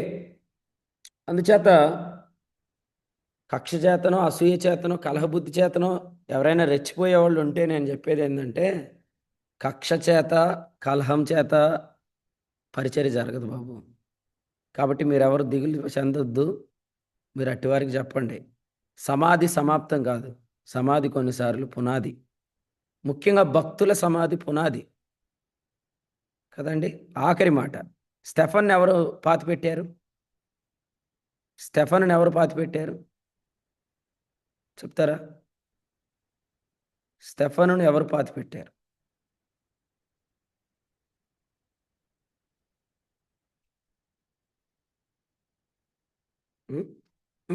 అపోస్తుల కార్యాల గ్రంథం సౌలు 8వ అధ్యాయం 2వ వచనం చదవండి. అపోస్తుల కార్యాల గ్రంథం 8:2. భక్తిగల మనుషులు స్టెఫెనును సమాధి చేసి అది అతని భక్తి గల మనుషులు స్టెఫనును సమాధి చేశారు. అలాగైతే ఇక్కడ ఎంతమంది భక్తులు ఉన్నారు నేను మిమ్మల్ని అడుగుతున్నాను. ఎంతమంది భక్తులు ఉన్నారు? మీ అందరిని ఒక ప్రశ్న అడుగుతాను. మీరందరూ ప్రశాంత్ని సమాధి చేసిన వారే, అంటే అతన్ని విత్తిన వారే. భక్తిగల మనుషులు విత్తినప్పుడు వాళ్ళు ఏం నిరీక్షిస్తారు? బబులోని నిరీక్షిస్తారా? అపవిత్రాత్మలు నిరీక్షిస్తారా? అపవిత్రమైన పక్షులు నిరీక్షిస్తారా? కదండి. పీనుగు ఎక్కడ ఉంటుందో ఏమన్నాడు? పీనుగు ఎక్కడ ఉంటుందో గ్రద్దలు అక్కడ ఉంటాయి. ఇప్పుడు ప్రశాంత్ పీనుగా, శత్రువుల సమకూర్ప. శత్రువులు సమకూడే స్థలం కాదా సమాధి? అది యూదులు సమకూడే సమాధి. ఇంకా చెప్పాలంటే సంఘము సమకూడేది, రాజ్యము సమకూర్పు కదా ఉపయోగపడింది. కాబట్టి ఈ సమాధి వద్ద మీ సమకూర్పు ఏంటి? ఈ సమాధి వద్ద మీ కలయిక ఏంటి? అపవిత్రాత్మలను పిలిచేది కాదు. పీనుగు ఎక్కడ ఉంటుందో అక్కడ గద్దలు పోగవుతాయి. కానీ ఇది పీనుగు కాదు. యోహాను 12:32, నా మరణం దగ్గర అనేకులు ఆకర్షించబడతారు. ఈ అనేకులు ఎవరు? గద్దలు కాదు. ఈ అనేకులు ఎవరంటే వీళ్ళందరూ కూడా పరిశుద్ధాత్మ చేత ముద్రించబడిన వారు. పరిశుద్ధాత్మను పావురాకారం అన్నాడు. పావురం పవిత్రమైన పక్షి, గద్ద అపవిత్రమైన పక్షి. కాబట్టి ఈ మరణం ఎందుకు జరగదు? ఆశీష్ ఉన్నాడా? ఉన్నాడండి. ఆశీష్, ఈ మరణం ఎవరికి సమకూర్పు కాకూడదు? కాదు. ఇది అపవిత్ర పక్షులకు సమకూర్పు కాదు, ఇది పవిత్ర పక్షులకు సమకూర్పు కదండి. నీ బలిపీఠమునొద్ద పిచ్చుకలకు నివాస స్థలము. కాబట్టి ప్రభువు ఏం చేయబోతున్నాడు మీరు చూడండి, నిరీక్షించండి. అంతేగాని నేను ఇక్కడి నుంచి బైబిల్ చదవను, ప్రార్థన చేయను, నిరవంజి చెట్లకు సితారా తగిలిస్తా, నా అంగటికి అంటికి పోద్ది అని మీరు ఎట్లాంటి దీక్షలు చేయొద్దు. చేసేవాళ్ళని కూడా మానిపించండి, తినమని చెప్పండి. ఎందుకంటే మన ప్రభు ఏం చెప్పాడు? బబులోనికి తీర్పు తీరుస్తానన్నాడు. కాబట్టి దేనికి అవకాశం ఇవ్వద్దు. ఈరోజు అపవిత్రాత్మలు జరిగించే పనులు అంతెంత కాదు, వాటికి మనం చోటు ఇవ్వకూడదు. అంటే మనం దీక్షలు మానాలి. సో చాలా సంతోషం. వాస్తవంగా ఈరోజు హైదరాబాద్లో మీటింగ్ ఉండాలి, కానీ ప్రశాంత్ ప్రభు దగ్గరికి వెళ్ళాడనే బాధలో మన ప్రియులు దీన్ని క్యాన్సిల్ చేశారు. అయితే నా హృదయంలో ఏముందంటే ఇది క్యాన్సిల్ చేయడం ఒక దీక్షగా మారిపోద్ది. అది అలా జరగకూడదు. అందుకనే నేను ప్రార్థన చేశాను. మళ్ళీ సతీష్ అన్న ఫోన్ చేసి శనివారం మీటింగ్ పెడదామండి అని చెప్పారు. చాలా సంతోషం. ప్రభు ఈ శనివారం మీటింగ్ జరగకపోతే ఆదివారం రాత్రి 23న రాజమండ్రిలో రొట్టె విరుచుడు ప్రారంభం కాదు. మరి నేను అడిగాను, మరి ఎప్పుడు ప్రారంభిస్తారంటే ఇంక ఈ సంవత్సరానికి వద్దులేండి, నెక్స్ట్ ఇయర్ చూద్దాం, మీకు ఖాళీ లేకపోతే అన్నారు. చాలా బాధేసింది. కాబట్టి దేవుని పని ఆగకూడదు, దేవుని పని సాగిపోవాలి. మనమందరం తీసుకోవాల్సిన నిర్ణయాలు ఎలా ఉండాలంటే, ఇక నేను పాటలు పాడను అనేటట్టు ఉండద్దు. పాడండి, సితారాలు తీయండి, ఆరాధన చేయండి. ఎందుకంటే ఇతని మరణం భక్తుల మరణంతో సమానం. ఇతడు భక్తుడు. సో అందుకని దీన్ని మనం అపవిత్రాత్మలకు ఉనికి పట్టుగా, అపవిత్ర పక్షులకు సమకూర్పుగా మనం ఎంత మాత్రం చేయకూడదు. ప్రభువే ఈ కృప మీ అందరిలో పుట్టించును గాక. వాస్తవంగా మదన్న పాట పాడతాడేమో రోజని అనుకున్నాం, కానీ ఆయన దుఃఖంతో నిండిపోయాడు, ఆయన పాట పాడలేదు. కానీ నేను చెప్తున్నాను, పాటలు పాడండి. ఎందుకంటే మా తాతయ్య ప్రభు దగ్గరికి వెళ్ళినప్పుడు నాకు చక్కని అవకాశం వచ్చింది. ఆ రోజు నేను పాడిన పాట ఏందంటే, కన్నీటితో నేను అభిషేకింతును నా ప్రభువా నా దేవా. ఆ కీర్తన నేను పాడాను. ఆ కీర్తన నేను పాడినప్పుడు అక్కడికి చేరి వచ్చిన చాలామంది నన్ను గుర్తుపెట్టుకున్నారు. ఆ తర్వాత నేను ఇంజినీరింగ్ చదువుతున్నప్పుడు నన్ను అడిగారు, "ఆ రోజు మీ తాతయ్య గారి సమాధి కార్యక్రమంలో ఆ పాట పాడిన మనవడు నువ్వే కదా" అని. చూడండి, భక్తుల మరణం దగ్గర మనం ఎలా ప్రవర్తించాలంటే, మనం పాటలు పాడాలి, ఆరాధించాలి, ప్రకటించాలి. దుఃఖంతో ఓకే, మనకు దుఃఖం ఉంది కాదంటలేదు. కానీ మనం నిరీక్షణ లేని వారం కాదు. ఇప్పుడు మీరు చెప్పండి, ప్రభువు పిలవకపోతే ప్రశాంత్ వెళ్తాడా? ఆ ప్రశ్న మిమ్మల్ని అడగాలనుకుంటున్నాను. ఇంత జరిగిన తర్వాత ప్రభు పిలవలేదనుకుంటూ ఉంటాడా ఉండడా? వెళ్ళిపోయాడంటే అర్థం ఏంటి? ఆయన పిలిచేశాడు. ఆయన పిలుపుని గౌరవిద్దాం, ఆయన పిలుపుని గౌరవిద్దాం. ఆయన పిలుపుని మనమందరం కూడా శిరస్సు వంచి ప్రభు స్తోత్రం చెల్లిద్దాం. ప్రభు ఈ తలంపులు మన కొరకై దీవించును గాక. ఈ కీర్తన మన హృదయాల్లో ఒక నూతనమైన అధ్యాయానికి ఆరంభమగును గాక. ఆమేన్.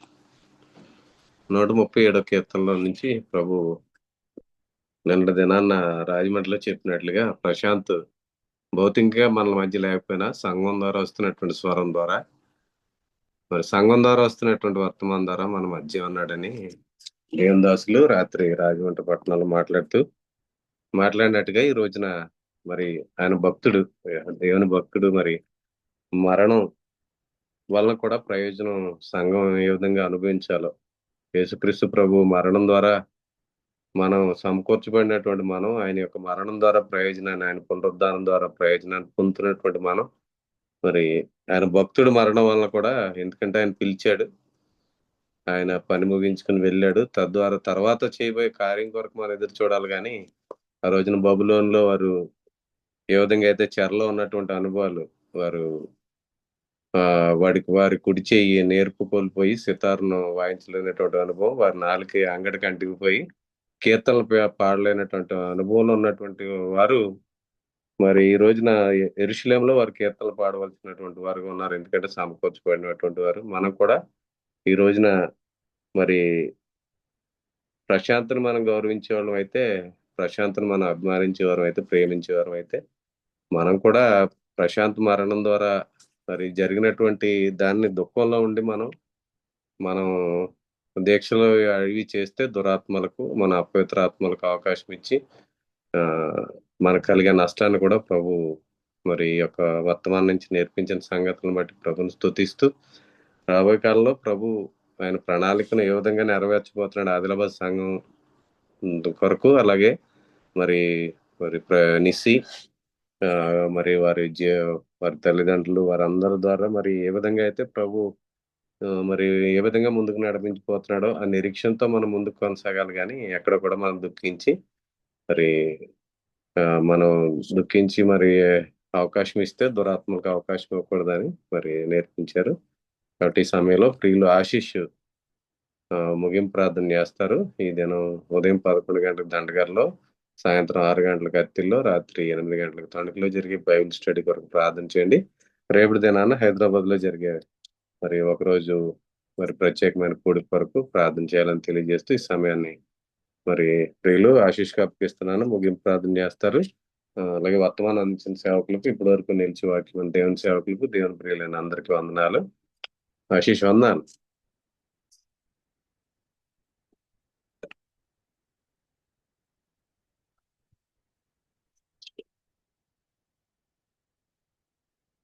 దేవుని సేవకులకు, అలాగే వాక్యం అందించిన దేవుని సేవకులకి, కూడికి చేరవచ్చిన ప్రతి ఒక్కరు కూడా ప్రభు అయిన యేసుక్రీస్తు వందనాలు తెలియజేస్తూ చివరి ప్రార్థన చేసుకుని కూడికను ముగింపు చేసుకుందామండి.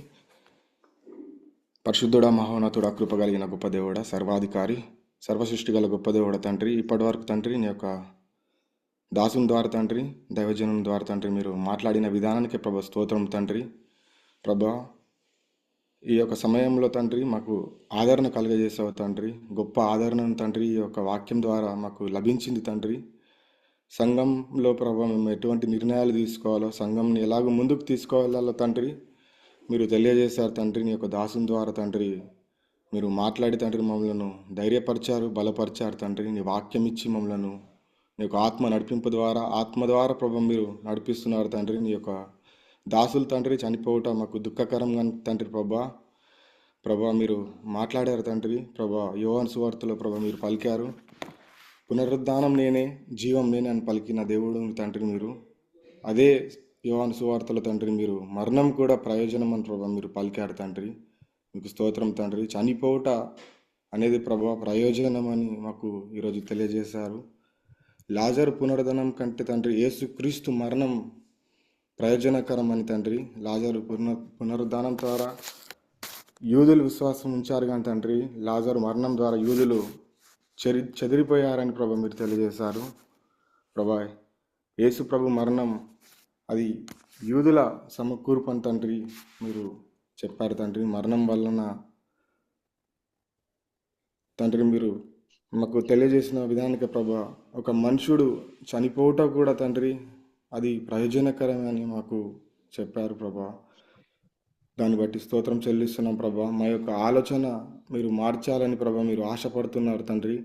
దుఃఖాన్ని నాట్యంగా మార్చబడేలాగున మీరు చేస్తానని వాగ్దానం చేశారు తండ్రి. మేము చెరలో ఉన్నప్పుడు కూడా పాటలు పాడాలని మరణం ద్వారా గొప్ప సమకూర్పు ఉందని మీరు ఇచ్చిన వాగ్దానానికి స్తోత్రం చెల్లిస్తున్నాం చెరలో ఉండి కూడా మేము నిరీక్షణ గలవారమని మీరు తెలియజేస్తారు తండ్రి. అది బ్రతుకుట క్రీస్తే, చావైతే లాభం అని మీరు తెలియజేస్తారు తండ్రి. చనిపోవటం వలన కలిగే ప్రయోజనం కూడా మాకు చెప్పారు తండ్రి. స్తోత్రం తండ్రి. మరణం ద్వారా సంఘం కట్టబడుతుందని, విశ్వాసికి సమాధి సమాప్తం కాదని మీరు తెలియజేస్తారు సంఘముకు గొప్ప సమకూర్పు ఉందని వాగ్దానం ఇచ్చారు తండ్రి. సమకూర్పు కొరకే ఎడబాటని సదాకాలం మేము ప్రభుతో ఉంటామని, నిరీక్షణ లేని వారి వలె మేము దుఃఖపడకూడదని మీరు తెలియజేస్తారు తండ్రి. నీ యొక్క చిత్తమే జరిగిస్తానని మీరు తెలియజేస్తారు తండ్రి. మీకు స్తోత్రం. స్టెఫెన్ మరణం ద్వారా తండ్రి పౌలును ఎలాగైతే నిర్ణయించారు ఈ యొక్క ఆదిలాబాద్ ప్రాంతం గురించి మేము దేవుని దాసులతో మాట్లాడుతున్నప్పుడు తండ్రి మీరు ఇక్కడ సేవ ఎవరు జరిగించాలని మేము అనుకుంటున్నప్పుడు తండ్రి మీరు మాట్లాడిన విధానానికి మీరు ఏర్పరచుకున్న విధానానికి సంచుపాలని ఈ యొక్క ప్రాంతంలో మీరు వాడుకోవాలని మీరు ఏర్పరచుకున్నారు తండ్రి. ఆ యొక్క దైవదాసునికి మేము చెప్పనప్పటికీ తండ్రి నిర్ణయించారు తండ్రి. అది మీ యొక్క నిర్ణయం, మీ యొక్క సంకల్పం తండ్రి. ఈ యొక్క ప్రాంతంలో సంఘ నిర్మాణం జరగాలి తండ్రి. ప్రశాంత్ ఏదైతే దేవుని దాసులు ప్రశాంత్ గారు ఏదైతే కోరుకున్నాడు తండ్రి తన సమాధి కార్యక్రమం కూడా తన ఆలోచన విధంగానే జరిగించుకున్నారు తండ్రి. మమ్మల్ని వాడుకున్నారు తండ్రి. ఆ యొక్క తన ఆలోచనలు అన్నీ కూడా సంఘంకి వేరుగా ఉండకూడదు తండ్రి. సంఘంకి బబులోనుకు దయ్యాల నివాసం కాదు కానీ తండ్రి గద్దెలు వచ్చినట్టు, పిచ్చుకలు వచ్చినట్టు తండ్రి వారికి మేము ఎంత మాత్రం చోటు ఇవ్వకుండా తండ్రి అపవిత్ర ఆత్మలకు మేము చోటు ఇవ్వకుండా తండ్రి నీ యొక్క ఆత్మ నడిపింపు ద్వారా తండ్రి సంఘాన్ని మేము ముందుకు తీసుకువెళ్ళలాగున సహాయం చేయండి తండ్రి. పౌలు వచ్చాక తండ్రి సంఘ విస్తరణ జరిగారని తెలియజేశారు తండ్రి.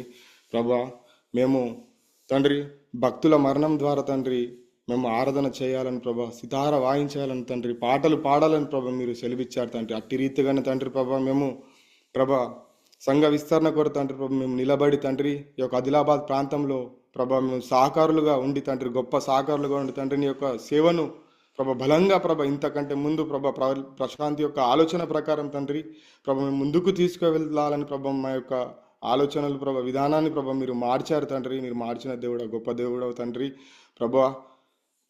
మేము ఎంత మాత్రం తండ్రి నీ యొక్క భక్తునికి వేరుగా వెళ్ళకూడదు తండ్రి. నీ యొక్క ఆలోచనలకు వేరుగా వెళ్ళకుండా తండ్రి నీ యొక్క నడిపింపు మాత్రమే మాకు దయచేయండి తండ్రి. ప్రతిదీ కూడా మాకు గైడ్ చేస్తారు తండ్రి. మేము ఎప్పుడు కూర్చొని మాట్లాడుతున్న తండ్రి, ట్రైన్లో వెళ్తున్నప్పుడు కూడా తండ్రి మాతో కంటే బైబుల్తోటే మాట్లాడేవాడు తండ్రి, బైబులే ధ్యానించేవాడు తండ్రి. ఎప్పుడు ఇంట్లో అడుగు పెట్టినా ప్రార్థన చేస్తూనే ఉండేవాడు తండ్రి. మా కొరకు, సంఘం కొరకు, పరిచయ గురించే ప్రార్థన చేస్తుండేవాడు తండ్రి.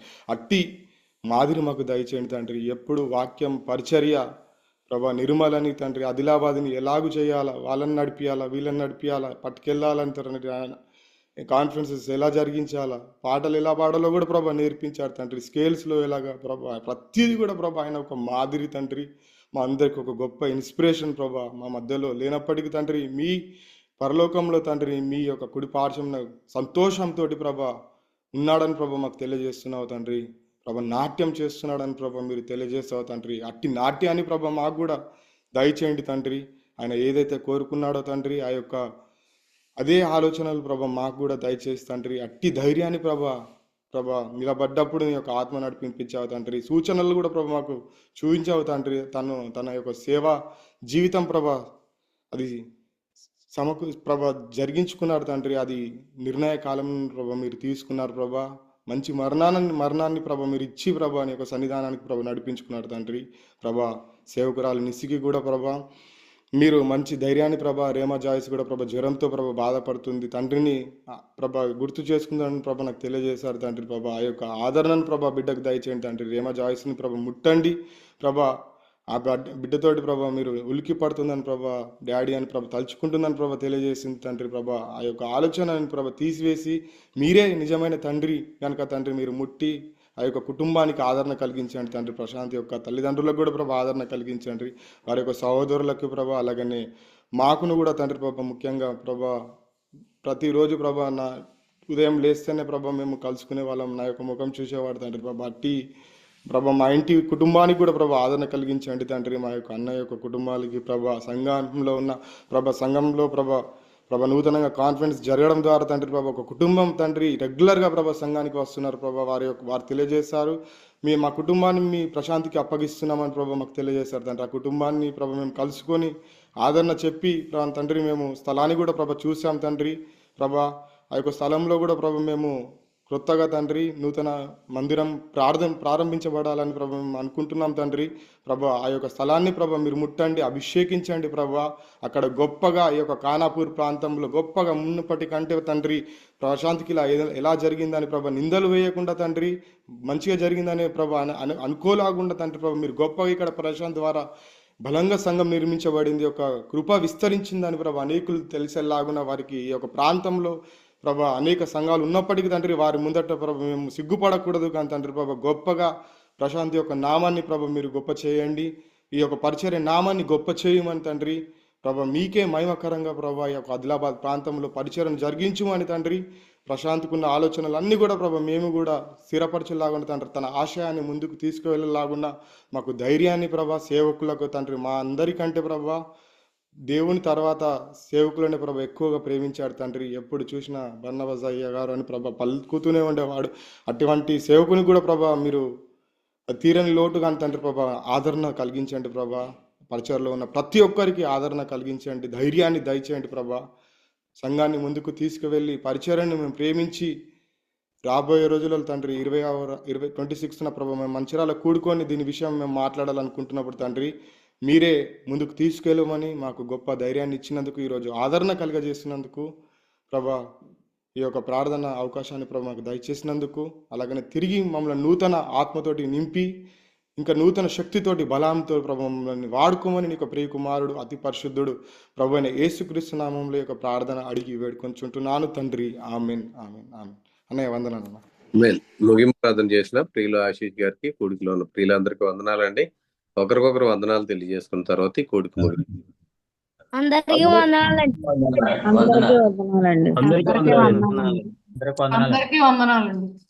అందరికీ